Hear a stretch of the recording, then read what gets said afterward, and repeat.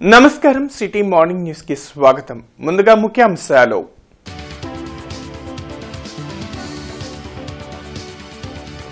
ఫైళ్ల clearance ప్రక్రియను వేగవంతం చేయండి. అధికారులకు సీఎం చంద్రబాబు ఆదేశం.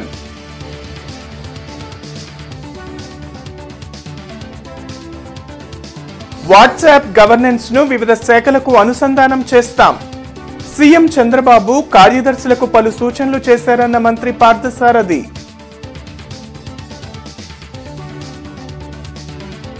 కూటమి ప్రభుత్వం అధికారంలోకి వచ్చాక నాణ్యమైన మద్యం అందుబాటులోకి తెచ్చాం. మద్యం ధరల పెంపుపై వైసీపీ అసత్య ప్రచారం. మండిపడ్డ మంత్రి కొల్లు రవీంద్ర. ప్రజల సమస్యల పరిష్కారంపై మాజీ సీఎం జగన్ కు ఆసక్తి లేదు. అసెంబ్లీకి వచ్చి సమస్యలపై చర్చించాలన్న ప్రభుత్వ చీఫ్ విప్ జీవి ఆంజనేయులు. నగరంలో పర్యటించిన కమిషనర్ పులి శ్రీనివాసులు. శంకర్ విలాస్ ఆర్ఓబి పనులు ప్రారంభిస్తే ట్రాఫిక్ కష్టాలు, ప్రత్యామ్నాయ మార్గాలను అన్వేషించాలని అధికారులకు సూచనలు. సమర్థ నాయకత్వం ఉంటేనే అభివృద్ధి సాధ్యమవుతుందని ముఖ్యమంత్రి చంద్రబాబు అన్నారు. వెలగపూడి సచివాలయంలో మంత్రులు, వివిధ శాఖల కార్యదర్శుల సమావేశం నిర్వహించారు. గత 5 ఏళ్లలో జరిగిన విధ్వంసంతో రాష్ట్రం అన్ని విధాల వెనుకబడిందని సీఎం చంద్రబాబు పేర్కొన్నారు. వెలగపూడి సచివాలయంలో మంత్రులు, వివిధ శాఖల కార్యదర్శులతో సమావేశం నిర్వహించి పలు అంశాలపై అధికారులకు దిశానిర్దేశనం చేశారు. కూటమి ప్రభుత్వం అధికారంలోకి వచ్చాక ఒక్క సమస్యను అధిగమిస్తూ ముందుకెళ్తున్నట్లు తెలిపారు. ఫైళ్ల పరిశీలనలో వేగం పెంచి వచ్చిన సమస్యలపై త్వరగా నిర్ణయం తీసుకోవాలని సూచించారు. స్వర్ణాంధ్ర 2047 లక్ష్యాలను నిర్దేశించుకున్నామని, వాటిని సాధించేందుకు అధికారులు సమిష్టిగా కృషి చేయాల్సిన అవసరం ఉందని చంద్రబాబు తెలిపారు. ఒకప్పుడు పీపీపీ మోడల్ ఉన్నాం, ఇప్పుడు వైబిలిటీ గ్యాప్ ఫండింగ్ ఇస్తున్నారు, ఎఫ్పీఓ వచ్చింది, ఎంఎస్ఎంఈలకు డెఫినేషన్ మార్చారు. ఇవన్నీ కూడా వచ్చినప్పుడు అవన్నీ కూడా ఏ విధంగా ఎవ్రీ డిపార్ట్మెంట్ ఏ విధంగా ఉపయోగించాలనో మనం ఉపయోగించే పరిస్థితి రావాల్సిన అవసరం ఉంది. గవర్నమెంట్ ఆఫ్ ఇండియాలో కూడా ఫస్ట్ మూవర్ అడ్వాంటేజ్ మనం తీసుకోవాలి. వాళ్ళ బడ్జెట్ మొత్తం మనం స్టడీ చేయాలి. ఎంతవరకు మనం ఫండ్స్ తెచ్చుకోగలుగుతామో, మనకు అన్యాయం జరగకుండా ఉండడం ఒకటి, మీరు ప్రోయాక్టివ్గా ఉంటే బెటర్ రిసోర్సెస్ తెచ్చుకోవడం రెండోది. అన్ని గవర్నమెంట్స్ యూనిఫామ్గా పనిచేయవు. అక్కడ ఏ డిపార్ట్మెంట్ అయితే ఏ గవర్నమెంట్ సరిగా పనిచేయదో అక్కడ కానీ మీరు పనిచేసి మళ్ళా క్లెయిమ్ చేయగలిగితే, ఈవెన్ గవర్నమెంట్ ఆఫ్ ఇండియాలో ఒక 1%, 2% ఫండ్స్ మీరు తెచ్చుకోగలిగితే that will be a big boost for us. All కార్యక్రమాలు ఇది మీరు ఆలోచించుకోవాల్సిన అవసరం ఉంది. మిర్చి ట్రేడింగ్ వ్యాపారి తమను మోసం చేశాడంటూ గుంటూరు మిర్చి యార్డ్లో రైతులు ఆందోళన నిర్వహించారు. గత ఏడాది విజయభాస్కర్ ట్రేడర్స్ కు కొంతమంది రైతులు తమ మిర్చిని విక్రయించారు. అయితే డబ్బులు తరువాత ఇస్తామని ప్రామిసరీ నోట్ ఇచ్చారు. ఇప్పుడు డబ్బులు అడుగుతుంటే తమకు సంబంధం లేదని శ్రీనివాసరెడ్డి అనే వ్యక్తి మాట్లాడుతున్నారని, అధికారులు తమకు న్యాయం చేయాలని రైతులు డిమాండ్ చేశారు.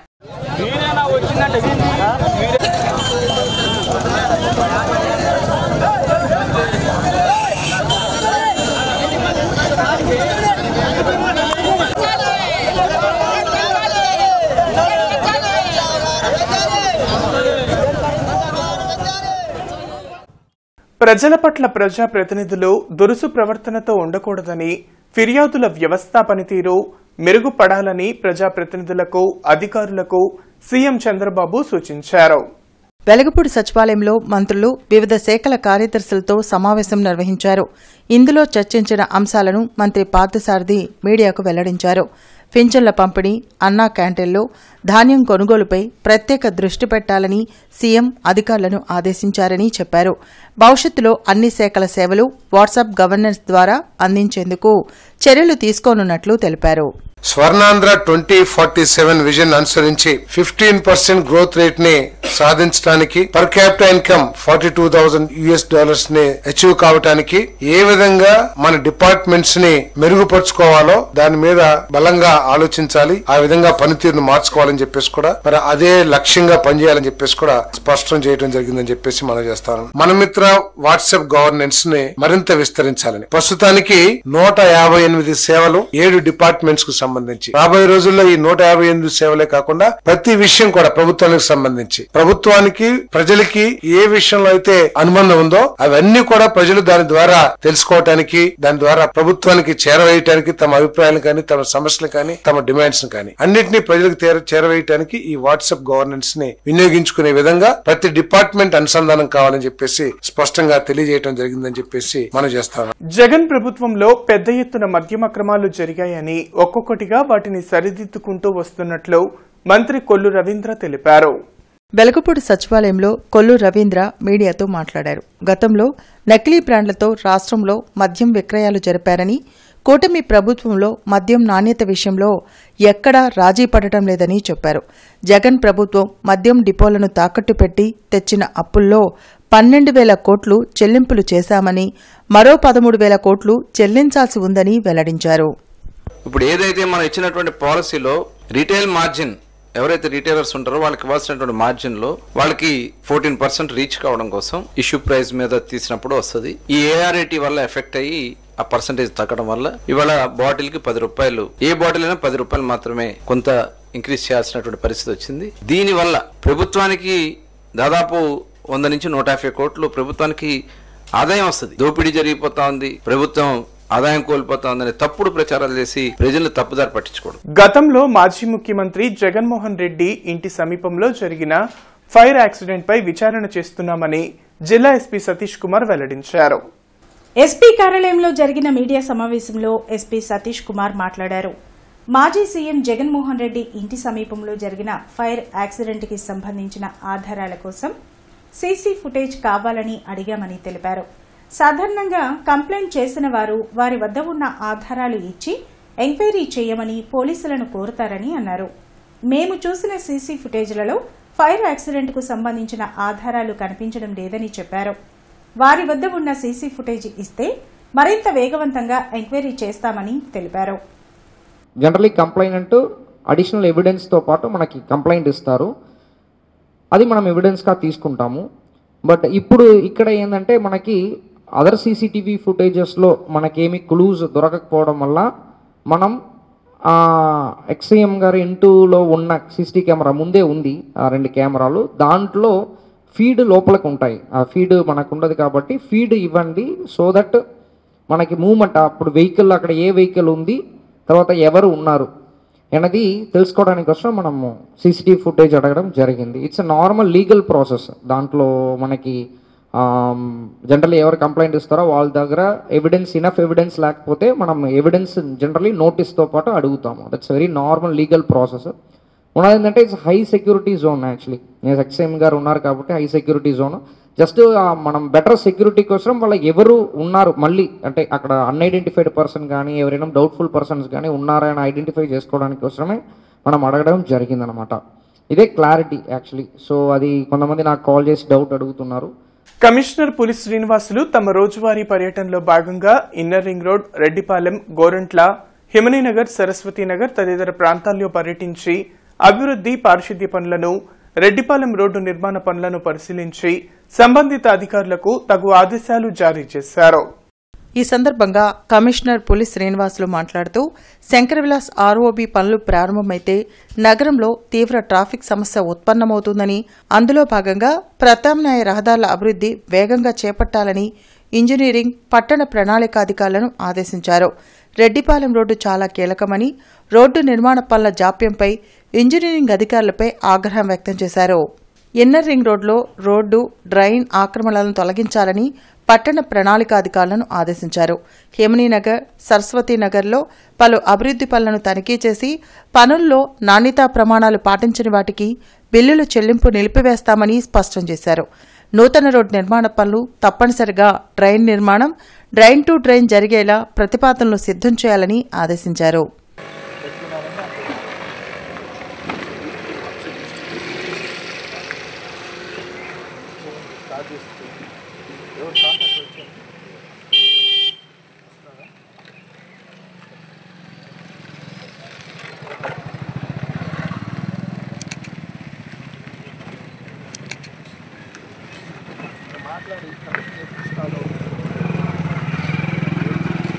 చేసిన తప్పులకు ఎక్కడ సమాధానం చెప్పాల్సి వస్తుందో అనే భయంతోనే మాజీ సీఎం జగన్ అసెంబ్లీకి రావటం లేదని ప్రభుత్వ చీఫ్ విప్ జీవీ ఆంజనేయులు ధ్వజమెత్తారు.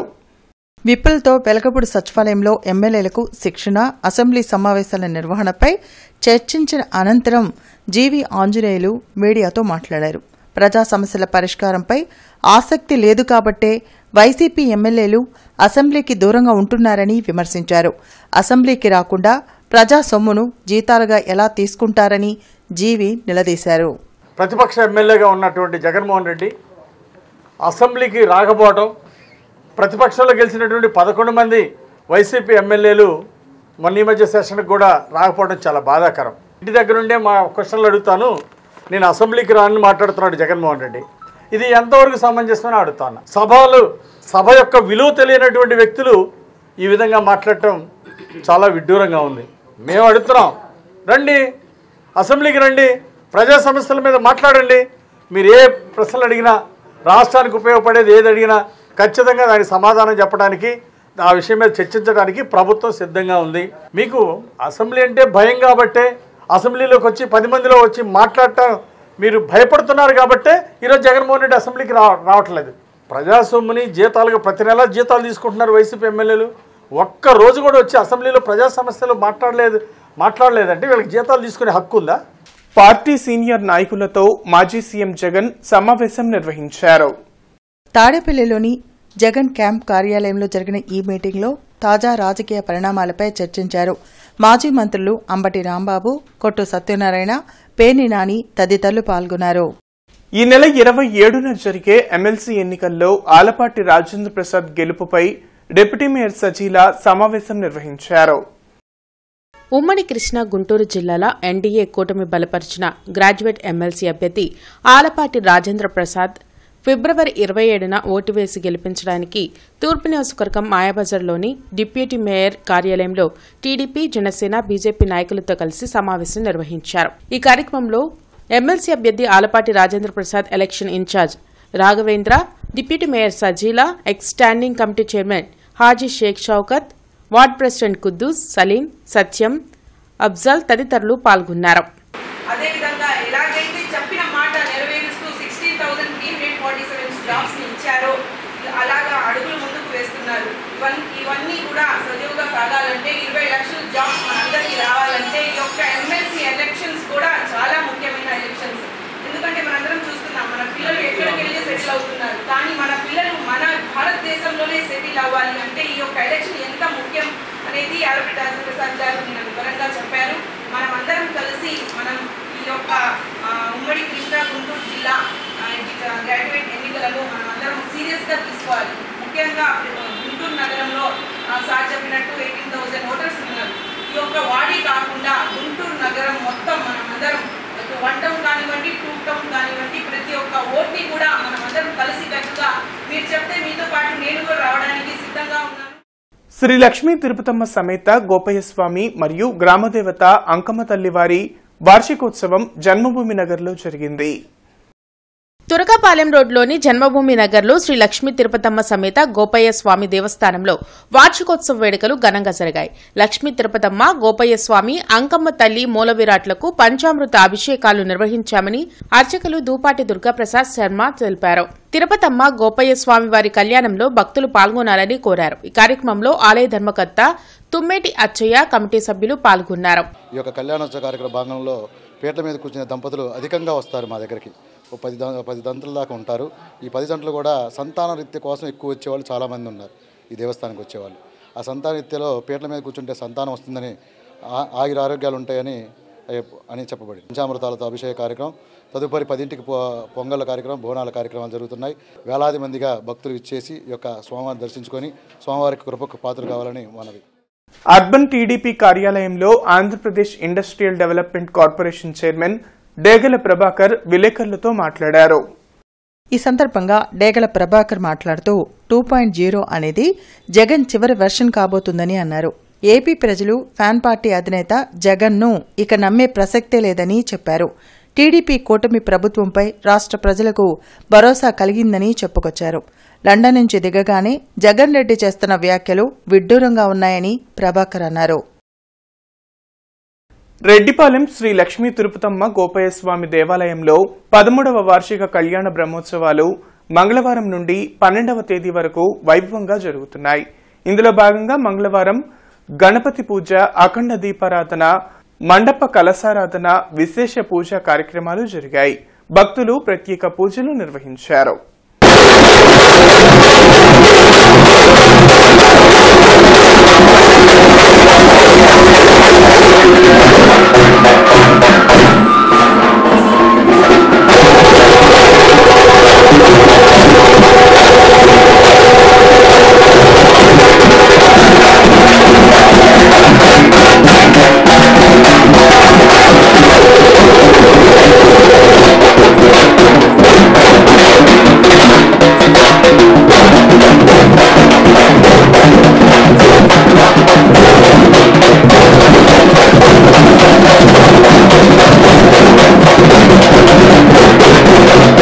స్వయంభూ Sri Lakshmi Tirupatamma spiritual service society ఆధ్వర్యంలో తృతీయ 13వ వార్షిక కళ్యాణ మహోత్సవాల అత్యంత వైభవపేతంగా నిర్వహించడం జరుగుతూ ఉన్నది. ఈ రోజున మహాకుంభాభిషేకం, అలానే గ్రామోత్సవ కార్యక్రమాన్ని నిర్వహిస్తూ ఉన్నాం. రేపటి రోజున అమ్మవారికి కళ్యాణ మహోత్సవం అత్యంత వైభవపేతంగా కొన్ని జంటలు కూర్చొని అమ్మవారికి కళ్యాణం చేయబోతూ ఉన్నారు. అలానే విశేషమైనటువంటి రోజు పౌర్ణమి సందర్భంగా అమ్మవారి కళ్యాణం ఎంతో వైభవపేతంగా జరుగుతున్నటువంటి ఈ దేవాలయంలో భక్తులందరూ కూడా వేలాదిగా విచ్చేసి అమ్మవారి యొక్క కళ్యాణాన్ని తిలకించి అన్నప్రసాద కార్యక్రమాన్ని కూడా అందరూ తీసుకొని అమ్మవారి సేవకు ధరించాలని మనస్ఫూర్తిగా కోరుతూ ఉన్నాం. ఈ కార్యక్రమానికి ముఖ్య అతిథిగా పత్తిపాడు నియోజకవర్గ శాసనసభ్యులు గౌరవనీయ శ్రీ బోర్ల రామాంజనేయులు గారు, అలానే స్థానిక కార్పొరేటర్లందరూ కూడా హాజరవుతున్నటువంటి ఈ కార్యక్రమాన్ని శ్రీ కంచి కామకోటి పీఠ హరిహర దత్తక్షేత్రం శ్రీ రమా సత్యనారాయణ స్వామి వారి దేవస్థానంలో 48వ బ్రహ్మోత్సవాలు కొనసాగుతున్నాయి. పట్టాభిపురంలోని రమా సత్యనారాయణ స్వామి దేవస్థానంలో వార్షిక బ్రహ్మోత్సవాలు వైభవంగా కొనసాగుతున్నాయి. ఇందులో భాగంగా రాజ్యలక్ష్మి అమ్మవారికి పంచామృత అభిషేకాలు, విశేష కుంకుమ పూజలు నిర్వహించామని ఆలయ అర్చకులు కృష్ణప్రసాద్ తెలిపారు. హోమంలో భక్తులు పాల్గొని స్వామివారి అనుగ్రహాన్ని పొందాలని కోరారు. ఈ కార్యక్రమంలో కమిటీ సభ్యులు చావలి నాగలక్ష్మి, కామేశ్వరరావు తదితరులు పాల్గొన్నారు. 48వ వార్షిక బ్రహ్మోత్సవాల సందర్భంలో స్వామివారికి ఉదయం నిత్య హోమం, బలిహరణ కార్యక్రమం జరిగింది. తర్వాత ఇప్పుడు 10:40 నుంచి దీక్షా దంపతులచే లక్ష్మీ సహస్రనామ కుంకుమార్చన జరుగుతుంది. సాయంకాలము 6 గంటలకి ఎదురుకోల కార్యక్రమం, తదనంతరం స్వామివారికి అమ్మవారికి కళ్యాణ మహోత్సవం జరుగుతుంది. దీనికి భక్తులందరూ గుంటూరు పట్టణం స్థానిక పట్టాపురం నందు వేంచేసి ఉన్న శ్రీ కంచి కామకోటిపీఠ హరిహర దత్తక్షేత్రమునందలి రమాసహిత సత్యనారాయణ స్వామివారి దివ్య సన్నిధి యందు వార్షిక బ్రహ్మోత్సవ కార్యక్రమాలు గత రాత్రి నుంచి ప్రారంభమై నిన్న యజమాన పుణ్య దంపతుల నేతృత్వంలో అంకురార్పణ, ధ్వజారోహణ కార్యక్రమాలతో ఈ యొక్క బ్రహ్మోత్సవాలు ప్రారంభమై రెండో రోజు ఉదయం ఈరోజు కొనసాగింపులో భాగంగా రాజ్యలక్ష్మి అమ్మవారి యొక్క కృపాకటాక్షాలు కాంక్షిస్తూ ఈ పూట రాజ్యలక్ష్మి అమ్మవారికి పంచామృత స్థాపన, విశేష హోమ కార్యక్రమాలు యజమాన పుణ్య దంపతుల నేతృత్వంలో నిర్వహణ చేస్తున్నాయి. ఈరోజు సాయంకాలం ప్రత్యేకంగా మన పట్టాభిపురానికే మకుటాయమానంగా వెలిగేటటువంటి దివ్య కళ్యాణ మహోత్సవ కార్యక్రమం అన్నవరం శ్రీ వీర వెంకట సత్యనారాయణ స్వామివారి దివ్య సన్నిధి నుంచి తీసుకురాబడేటటువంటి ముత్యాల తలంబరాలు, పట్టు వస్త్రాలు, వేద పండితుల నడుమ మన రమాసహిత సత్యదేవుని దివ్య కళ్యాణ మహోత్సవ కార్యక్రమం అంగరంగ వైభవంగా ఈరోజు సాయంకాలం నిర్వహణ జరగనుంది. ఇక రేపు పుదుచ్చేరి రాజధాని పాండిచ్చేరిలో పుదుచ్చేరి ముఖ్యమంత్రి ఎన్ రంగస్వామిని ముఖ్యమంత్రి అధికారిక కార్యాలయంలో అఖిల భారత పంచాయతీ పరిషత్ జాతీయ ఉపాధ్యక్షులు మరియు అమరావతి అభివృద్ధి కమిటీ చైర్మన్ డాక్టర్ జాస్తి వీరాంజనేయులు మర్యాదపూర్వకంగా కలిసి శాలువాతో సన్మానించి పుష్పగుత్యం అందజేశారు.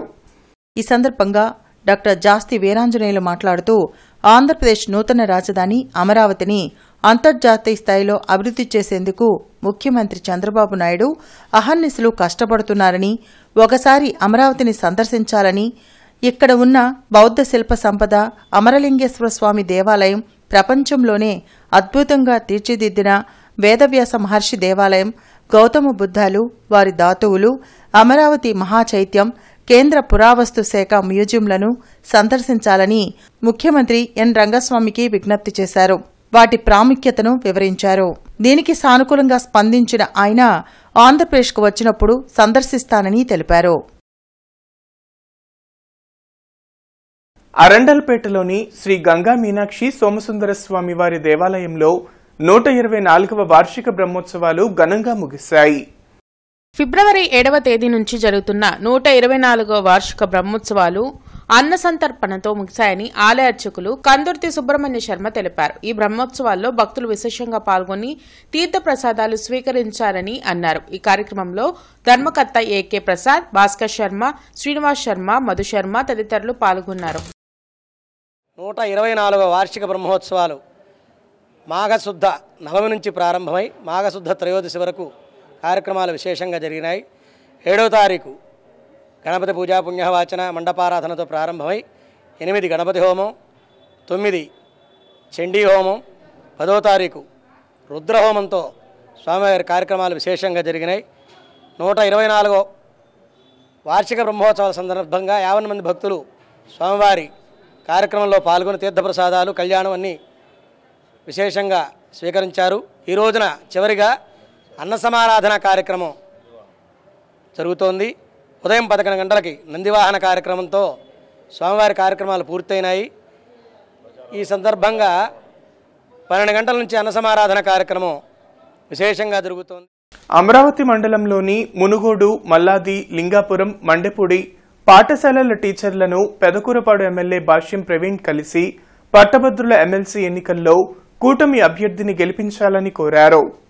ఈ సందర్భంగా ఎమ్మెల్యే భాష్యం ప్రవీణ్ మాట్లాడుతూ ప్రతి ఒక్క గ్రాడ్యుయేట్ ఓటు వేయడమే కాకుండా ఇతరులకు కూడా కూటమి అభ్యర్థికి ఓటు వేసేలా ప్రభావితం చేయాలని అన్నారు.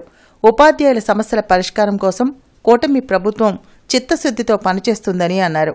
అధికారం చేపట్టిన 7 నెలలకే కూటమి ప్రభుత్వం అనేక అభివృద్ధి, సంక్షేమ కార్యక్రమాలను చేపడుతుందని అన్నారు. కూటమి అభ్యర్థి ఆలపాటి రాజేంద్ర ప్రసాద్ని అత్యధిక మెజారిటీతో గెలిపించి శాసనమండలికి పంపాలని ఎమ్మెల్యే భాష్యం ప్రవీణ్ కోరారు. పల్నాడు జిల్లా తురగావారిపాలెం జాతీయ రహదారిపై ఘోర ప్రమాదం చోటు చేసుకుంది. అమరావతి నుండి క్రోసూరు వెళ్తున్న ఆర్టీసీ బస్సులో ఒక్కసారిగా మంటలు వ్యాపించడంతో ప్రయాణికులు ఆందోళనకు గురయ్యారు. స్థానికులు మంటలను అదుపు చేశారు. వాహనం ముందు భాగం కాలిపోగా ఎవరికీ ఎటువంటి ప్రాణహాని జరగలేదు. ప్రమాద సమయంలో బస్సులో 25 నుంచి 30 మంది ప్రయాణికులు ఉన్నారు. వారందరూ సురక్షితంగా బయటపడ్డారు. ప్రపంచ సురక్షిత ఇంటర్నెట్ డే సందర్భంగా టీజేపీఎస్ కళాశాల పీజీ కాన్ఫరెన్స్ హాల్లో డిఐఓ ఎన్ఎస్సీ గుంటూరు ఆధ్వర్యంలో అవగాహన సదస్సు నిర్వహించారు. ఈ సందర్భంగా కళాశాల principal doctor S Anitadevi, doctor B Kameswara Sastri, DV చంద్రశేఖర్లు సురక్షిత ఇంటర్నెట్ వాడుక మరియు సైబర్ నేరాలు జరగకుండా ఎలా ఎదుర్కోవాలో పవర్ పాయింట్ ప్రెజెంటేషన్ ద్వారా వివరించారు. కార్యక్రమంలో హెచ్ఓడి సురేష్ కుమార్, టి శ్రీలత, కళాశాల విద్యార్థులు పాల్గొన్నారు. ఈరోజు 11 kV అమరావతి రోడ్ ఫీడర్ విద్యుత్ లైన్ల మరమ్మతుల కారణంగా ఉదయం 10 గంటల నుండి మధ్యాహ్నం 3 గంటల వరకు భారత్పేట, మల్లికార్జునపేట, శ్రీనగర్, అమరావతి రోడ్, డొంక రోడ్లలో విద్యుత్ అంతరాయం ఉంటుందని టౌన్ 2 డిప్యూటీ ఎగ్జిక్యూటివ్ ఇంజనీర్ తెలిపారు. కావున విద్యుత్ వినియోగదారులు సహకరించాలని కోరారు. సిటీ న్యూస్ సమాప్తం. నమస్కారం.